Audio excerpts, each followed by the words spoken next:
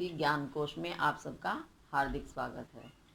आज मैं आपको हिंदी गद्य साहित्य के इतिहास के बारे में बताऊंगी, क्योंकि आपका 9th से 12th तक का कोर्स जो है उसमें गद्य साहित्य पद्य साहित्य का इतिहास होता है, और जब तक हम उसे नहीं जानेंगे तो समझ नहीं आएगा कि ये गद्य साहित्य पद्य साहित्य क्या है। तो आज हम सिर्फ गद्य साहित्य के बारे में बात करेंगे।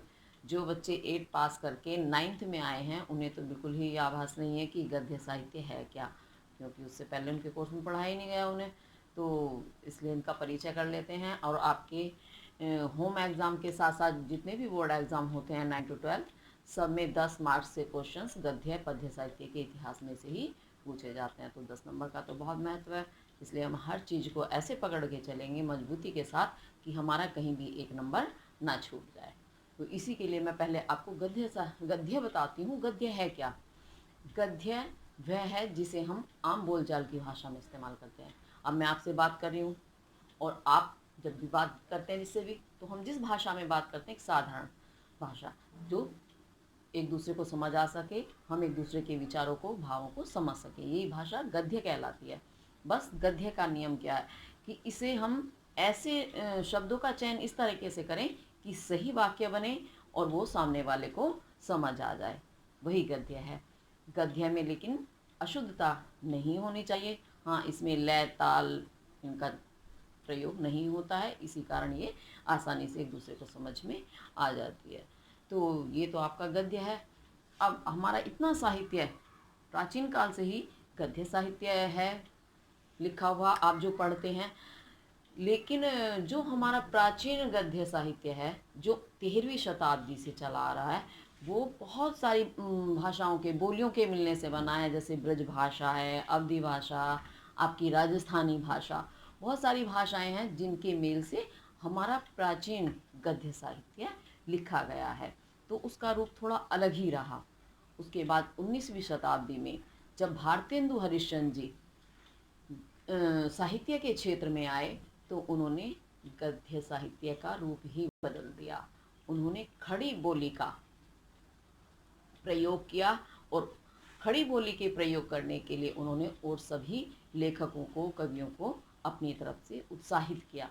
इसी कारण उनका जो काल था उसे भारतेंदु हरिश्चंद्र जी के नाम से ही जाना जाता है। तो हमारा 19वीं शताब्दी से जो समय है वो एक अलग रूप में आया, और 1868 से और 1970 का समय जो है वो भारतेंदु युग के नाम से जाना जाता है। और भारतेंदु युग जो है वो खड़ी बोली के जनक भी इसलिए कहे जाते हैं। ये चीज़ आपने देखी होगी, पढ़ी होगी। तो मैं आपको थोड़ा सा विभाजन बता देती हूँ कि किस किस रूप में हमारा फिर गद्य 19वीं शताब्दी से और आज तक का जो समय है उसे अलग अलग वर्गों में बांट दिया गया, विभाजित कर दिया गया उसकी कुछ विशेषताओं के कारण, कि उसमें साहित्य में कुछ नई नई चीज़ें आती गई, जुड़ती गई। अलग अलग लेखक आए, सब ने अपने अपने तरीके से उसमें परिवर्तन परिमार्जन किया। इस कारण उन्हीं के नाम से उस साहित्य का नाम समय का नाम उनके नाम पर पड़ गया। जैसे भारतेंदु युग हमारा 1968 से, सॉरी ये 1868 है भाई, 1868 से और 1900 तक का समय भारतेंदु युग के नाम से जाना जाता है। फिर भारतेंदु जी के बाद 19वीं शताब्दी में आचार्य महावीर प्रसाद द्विवेदी जी ने सरस्वती पत्रिका का संपादन किया। तो उस सरस्वती पत्रिका के संपादन के पश्चात उन्होंने बहुत प्रभावी तरीके से उसका संपादन किया, और बहुत सारे और लेखक उनके साथ जुड़े। उन्होंने उस युग को 1900 से बाद के समय को बहुत ही एक नया रूप दिया, और 1900 से लेकर के 1919 तक का जो समय है वह महावीर प्रसाद द्विवेदी जी के नाम से ही, द्विवेदी युग के नाम से जाना जाने लगा। और कुछ लोग जो हैं समय को थोड़ा आगे पीछे कर लेते हैं, क्योंकि उनकी दृष्टि में कुछ नए विचार रहे होंगे, तो उन्होंने, कुछ लोगों ने 1922 तक का समय ही भी स्वीकार किया है। 1900 से लेकर के 1922 तक भी स्वीकार किया है। ठीक है, वो उनकी अपनी धारणा होती है कि किसी को 1919 तक ही प्रभाव नजर आया, किसी को 22 तक। उसके बाद महावीर प्रसाद द्विवेदी जी के बाद आचार्य रामचंद्र शुक्ल जी आए। उन्होंने साहित्य को बहुत बड़ा योगदान दिया। तो 1922 से 1938 तक का जो समय था वो शुक्ल युग के नाम से जाना जाने लगा, और शुक्ल युग को छायावाद युग के नाम से भी जानते हैं। शुक्ल युग या छायावाद। छायावाद क्यों कहा गया? क्योंकि उस समय के कवियों ने, लेखकों ने अपने जो उस समय की परिस्थितियां थी देश की, उन देश की परिस्थितियों के हिसाब से ही सभी कवि लेखक जैसा होता है वैसा लिखते हैं। जैसे कि आज के समय, हमारे समय में, अब इस समय कोरोना महामारी का बड़ा प्रसार फैला हुआ है, आपको पता है। तो कवि जो नए नए कवि निकल कर आ रहे हैं, इतनी नई नई कविताएं लिख रहे हैं, क्यों? देश की जो समाज की परिस्थिति होती है उसी के अनुसार हमारा साहित्य भी बनता है, साहित्य का निर्माण होता है। ऐसे ही उसी समय सब लोग मन से कैसे ईश्वर से जुड़ना चाहते थे, या क्या है, जो भी रीज़न रहा होगा उस समय, तो उन लोगों ने आत्मा को, आध्यात्मिकता को, एक रहस्य को ज़्यादा महत्व दिया। तो उनकी कविताओं में एक रहस्य नज़र आता है, आध्यात्मिकता नज़र आती है। इस कारण उस काल को छायावाद के नाम से भी जाना जाता है, और जिसका समय 1919 से 1938 तक का है। 1938 के बाद शुक्ल युग के पश्चात, चाहे तो उसे शुक्लोत्तर युग,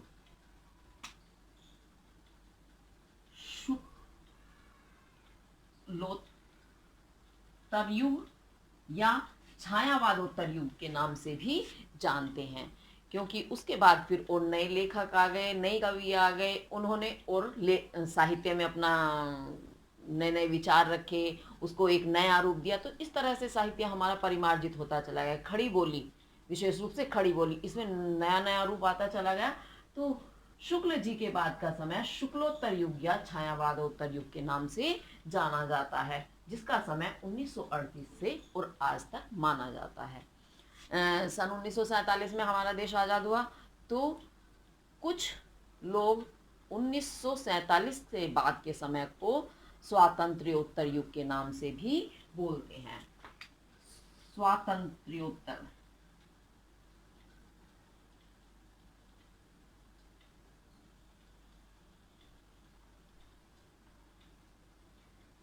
स्वातंत्र्योत्तर युग जो 1947 से और आज तक स्वीकार किया गया है। ये हर किसी के दृष्टि में नहीं, ये कुछ और लोगों की दृष्टि में है, तो ये आगे आके एक नए युग के नाम से भी इसे हम जान सकते हैं। तो मुख्य रूप से मैंने यही देखा है कि 1938 से और आज तक का समय जो है वो शुक्लोत्तर युग या छायावादोत्तर युग के नाम से जाना जाता है। तो ये तो हुआ आपका काल विभाजन। तो अब इसके बाद हम गद्य साहित्य की विधाएं, विधाएं यानी प्रकार, उनके बारे में जाने जाएंगे कि गद्य साहित्य में कितने प्रकार का, कितने तरह का साहित्य लिखा गया है। जैसे आप देखते हो, निबंध पढ़ते हो, आप कोर्स में आता है निबंध लिखने के लिए, निबंध, नाटक, ये सारे गद्य साहित्य की विधाएं कहलाती हैं। मैं एक बार लिख दूँ और आप साथ साथ नोट करते चलिएगा। जैसे निबंध, गद्य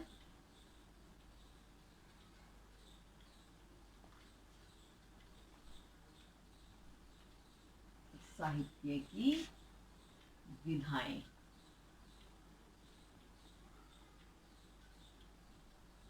विधाएं यानी प्रकार।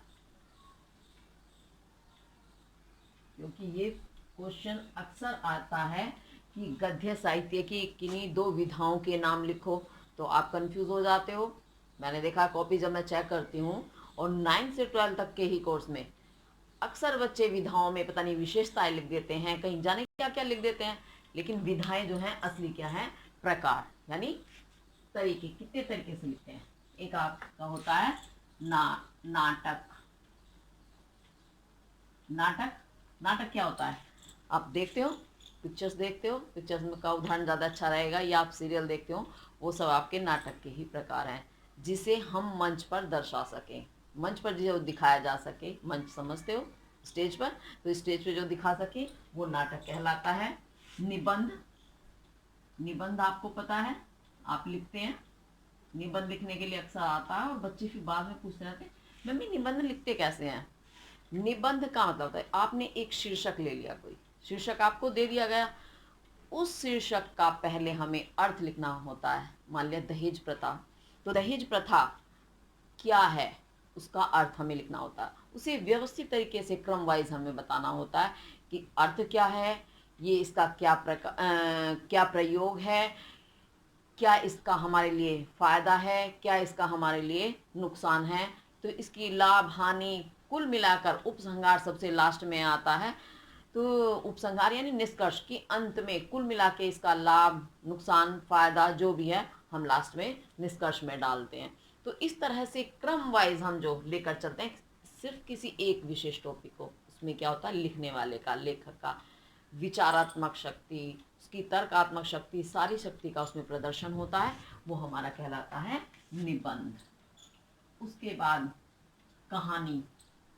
कहानी क्या होती है, अक्सर सुनते हो दादी नानी से कहानी किससे सुनते रहते हैं कि कोई बात प्राचीन रही तो फेमस हो गई, प्रसिद्ध हो गई, जैसे राम की कथा, महाभारत की कथा, दुनिया भर की कथाएं, नाटक जैसे आप देखते हो ऐसे ही कहानियाँ होती हैं। कहानी एक तरीके में लिख दी जाती है जिसे हम देख सुन सकते हैं, वो कहानी कहलाती है। उसके बाद आपका आता है उपन्यास। उपन्यास भी एक तरह से कथा कहानी का ही प्रकार है, लेकिन इसे संवाद के रूप में, यानी जो पात्र हैं उसमें वो अपने अपने संवाद बोलते हैं, तो ये वो उपन्यास कहलाता है। ठीक है। उसके बाद आपका आता है भेंट वार्ता। भेंट वार्ता क्या होती है,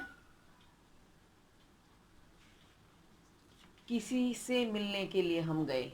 अक्सर आप टीवी में देखते हो कि ये रिपोर्टर्स, न्यूज़ वाले कभी किसी प्रसिद्ध व्यक्ति के पास जाते हैं और उनसे बातचीत करते हैं और उसका दृश्य फिर वो हमें टीवी पर रिकॉर्ड करके दिखाते हैं। वो हमारी भेंट वार्ता, भेंट यानी मिलना, और मिलकर जो हमने बातचीत की, वार्ता यानी बातचीत, तो वो भेंट वार्ता कहलाता है। ठीक है। उसके बाद आता है आपका, और ये मत सोच लीजिएगा कि ये क्रम से हैं, आगे पीछे कहीं भी आप कुछ भी लिख सकते हो। संस्मरण। संस्मरण क्या होता है,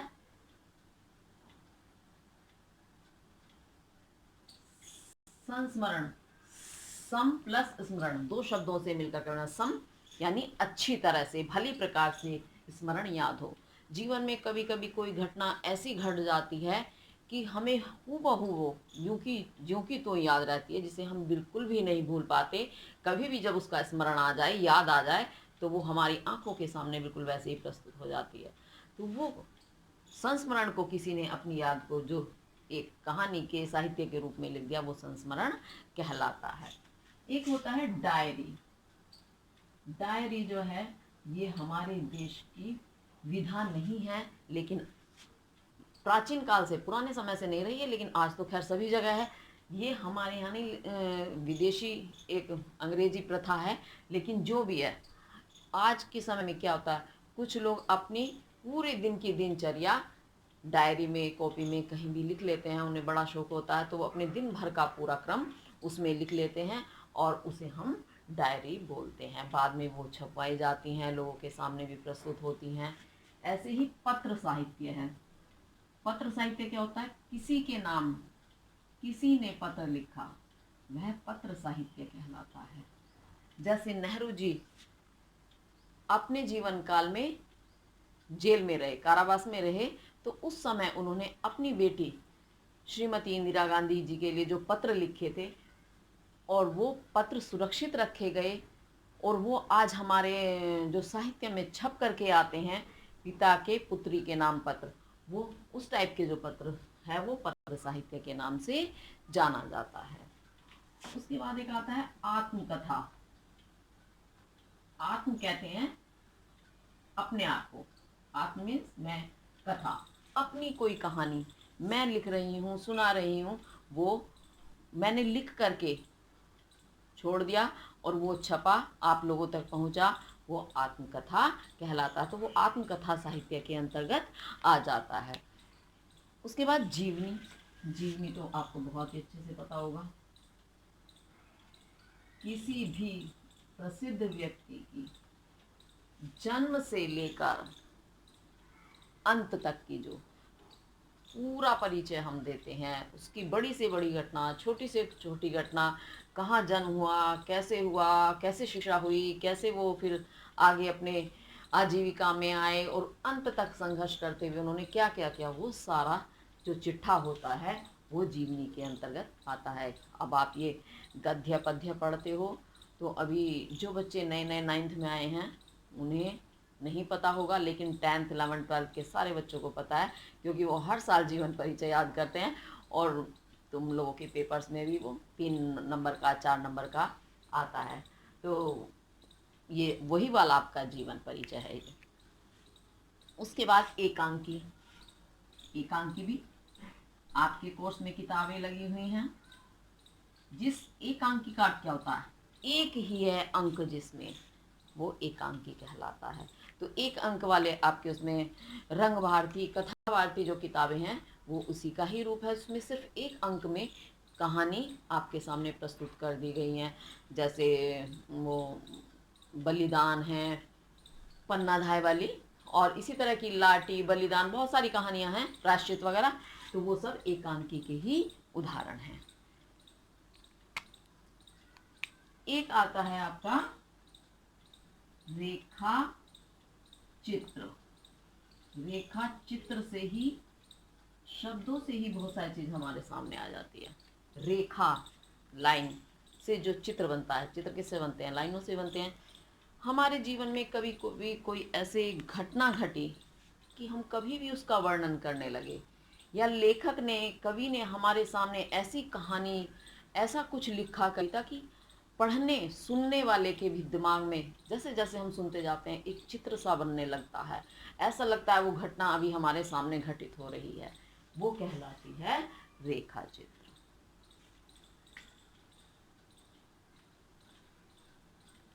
और आप इसको साथ साथ नोट करते चलिएगा।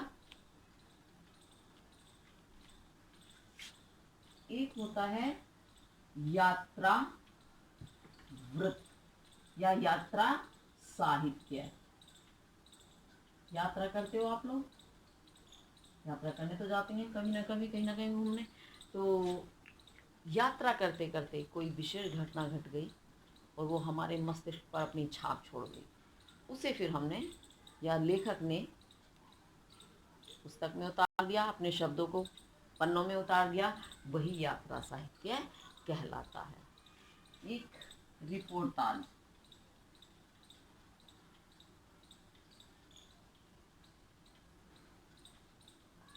रिपोर्टाज क्या, रिपोर्ट सुनते हो, रिपोर्टाज, रिपोर्ट करना, रिपोर्ट करना मतलब वो रिपोर्ट में समझ लेना FIR दर्ज कर दिया। रिपोर्ट का मतलब कि हमने सामने वाले की जो बात सुनी, बिल्कुल एक एक चीज़ हमने उसे रिकॉर्ड कर लिया अपने दिमाग में, फिर जब उसे हमने प्रस्तुत किया, वो चीज़ जो है रिपोर्टाज कहलाती है। अब आते हैं हम आलोचना पर। आलोचना करना यानी किसी भी चीज़ के बारे में उसकी एक एक अच्छाई बुराई टोटल चीज़ें बताना, वो आलोचना कहलाती है। आलोचना मतलब बुराई नहीं होता, बहुत लोग आलोचना का प्रयोग, आलोचना शब्द का प्रयोग बुराई के रूप में करते हैं, बुराई, निंदा रस में नहीं। आलोचना का अर्थ होता है किसी भी टॉपिक पर उसकी एक एक जानकारी देना, उसकी अच्छाई भी बताना है तो उसकी बुराई भी बताना है, खाली निंदा रस का ही आनंद नहीं उठाना है, तो वह आलोचना कहलाता है, इससे संबंधित लिखा हुआ। और आलोचना के बाद आपका एक और आता है गद्य काव्य। गद्य काव्य क्या होता है, गद्य अभी आपने पढ़ा हमारी आम बोलचाल की भाषा, और काव्य वो होता है जिसे हम गा करके पढ़ते हैं, जो लय ताल, लय गति यति से युक्त होता है, वह काव्य कहलाता है। तो कुछ साहित्य ऐसे होते हैं कि गद्य में लिख रहे हैं, बीच बीच में हमने श्लोक डाल दिए, बीच बीच में दोहे डाल दिए, जैसे आप पिक्चर्स देखते हो, सबसे अच्छा उदाहरण है इसका। उसमें क्या है, जितने भी पात्र हैं सब अपने अपने संवाद बोल रहे हैं, लेकिन बीच बीच में आपके गाने आ जाते हैं, तो गाने बड़े इंटरेस्टिंग बना देते हैं मूवी को। तो वही चीज़ जो है आपकी गद्य काव्य कहलाती है। बच्चों, टॉपिक जो है ये आपका आज का बहुत इंटरेस्टिंग नहीं रहा है, बहुत कुछ कहानी किस्से इसमें नहीं है कि तुम्हें बहुत अच्छे से मज़ा आता, लेकिन कुछ भी कहे, कोर्स तो कोर्स है भाई, 10 नंबर लेना है इसी से आप लोगों को। तो थोड़ा सा इंटरेस्ट जगाओगे तभी मज़ा आएगा। हालांकि ज़रूरी नहीं है कि हमेशा हर चीज़ हमें हमें हमारी पसंद की ही आए। कहानी किस्से जब आते हैं तो बड़ा मज़ा आता है, लेकिन जब इस तरह के आ जाते हैं, थोड़ी नीरसता तो है, लेकिन नीरसता के साथ साथ उसे हमें अचीव भी करना है। हर तरह की चीज़ें सामने आती हैं, तो हर चीज़ को हमें लेना है, बिल्कुल कुछ भी चीज़ हमारे हाथ से छूटनी नहीं चाहिए। यही विद्यार्थी जीवन का महत्व है। और एक चीज़ और मैं आज आपको बताना चाहती हूँ। मैंने आपसे पहले जो वीडियो डाली थी, तो सभी आप लोग तो देख ही रहे हैं, लेकिन आजकल सब लोग घर में बैठे हैं कोरोना वायरस की वजह से। तो जब फ्री टाइम होता है तो मेरी फ्रेंड्स हैं वो भी वीडियो देखती हैं, मेरे रिलेटिव्स जानने वाले सभी देखते हैं। तो मेरे पास व्हाट्सएप से भी मैसेज आ रहे हैं, कुछ मेरे बहुत पुराने बच्चे हैं जो आज तक भी मुझसे जुड़े हुए हैं, वो बच्चे जो मेरे स्टूडेंट्स रहे हैं, तो उन लोगों के मैसेज आ रहे हैं, मेरी फ्रेंड्स के फ़ोन आ रहे हैं। तो जब उन्होंने ये वीडियो देखी तो बोले कि प्रतिज्ञा, तुमने बहुत अच्छा काम किया। हमें तो अपनी पुरानी यादें ताज़ा हो गई, जब कभी हम पढ़ते थे। हमारी गुरु माँ श्रीमती संतोष त्यागी जी थी, वो टीचर मैं नहीं कहूँगी, मैं तो उन्हें गुरु माँ ही कहती हूँ। जब मुझे उनकी याद आती है मैं इतनी भाव विभोर हो जाती हूँ। तो उन्होंने जो ज्ञान का भंडार मेरे पास जो भी कुछ है इतना भरा, बस मैं उसको नहीं ले पाई पूरा, यही मेरी गलती रह गई। लेकिन जो भी मेरे पास है सब उन्हीं का दिया हुआ है। मेरी आत्मा प्रसन्न हो जाती है उनका स्मरण करते ही। ऐसा लगता है पता नहीं मैंने किस स्वर्ग को प्राप्त कर लिया हो। तो मेरी फ्रेंड जो है वो देख रही है वीडियो, और वो बताती है कि पुरानी याद ताज़ा हो गई और सब कुछ रिवाइज होने लगा। एक और हमारे जानने वाले हैं, तो उन सर का मैसेज आया, उन्होंने कहा कि अपने टाइम में मुझे संस्कृत बहुत पसंद थी और देख के मुझे अपनी पुरानी यादें ताज़ा हो गई। तो सुन के मुझे बहुत अच्छा लगा कि चलो आज आप सब लोग घर में बैठे हैं, तो ये ही नहीं है कि स्टूडेंट्स के लिए ही है, आज तो सभी लोग इसको देख रहे हैं। कुछ तो नया ज्ञान आगे बढ़ाना चाहते हैं, कुछ पुराने को देख के आनंद उठा रहे हैं, क्योंकि हमने पढ़ा था। क्योंकि संस्कृत ऐसा विषय है कि अक्सर या तो टीचिंग लाइन में ही काम आता है, या स्टूडेंट्स लाइफ में ही काम आता है, उसके बाद हम अक्सर छोड़ देते हैं, क्योंकि ये हम लोग कम इंटरेस्ट लेते हैं, तो इसलिए हम अक्सर लोगों से छूट जाता है। लेकिन आज उसका पूरा आनंद उठा रहे हैं, इसीलिए मेरा आपसे यही कहना है कि किसी भी चीज़ को ना छोड़ें। आने वाले समय में यही चीज़ हमारे लिए बहुत फ़ायदेमंद तो है ही, लेकिन हमारी कुछ यादों को ऐसे जोड़ देती है कि हम बाद में आके उसका आनंद उठाते हैं। और एक चीज़ और मैं कहना चाहूँगी, आज कोरोना वायरस की ऐसी महामारी फैली हुई है, पूरे विश्व में हाहाकार मचा हुआ है। तो आप लोगों का बहुत महत्व है, एक एक व्यक्ति का कितना महत्व है, सिर्फ अपने लिए ही नहीं बल्कि अपने समाज के लिए, अपने परिवार के लिए, अपने देश के लिए। क्यों? अगर हम घर में रहेंगे तो हम स्वयं ही नहीं बचेंगे, अपने परिवार को, अपने समाज को, देश को, सभी को बचाएंगे। और इसके साथ साथ अगर हम नहीं कंट्रोल हो रहे हैं, बाहर निकल रहे हैं घर से, कहना नहीं मान रहे हैं, तो उससे क्या होगा? सिर्फ हम ही नहीं उस बीमारी के शिकार होंगे, हमारा परिवार भी होगा, हमारा समाज भी होगा, हमारा देश भी होगा। इसलिए मेरा यही कहना है, घर में रहें, सुरक्षित रहें। धन्यवाद।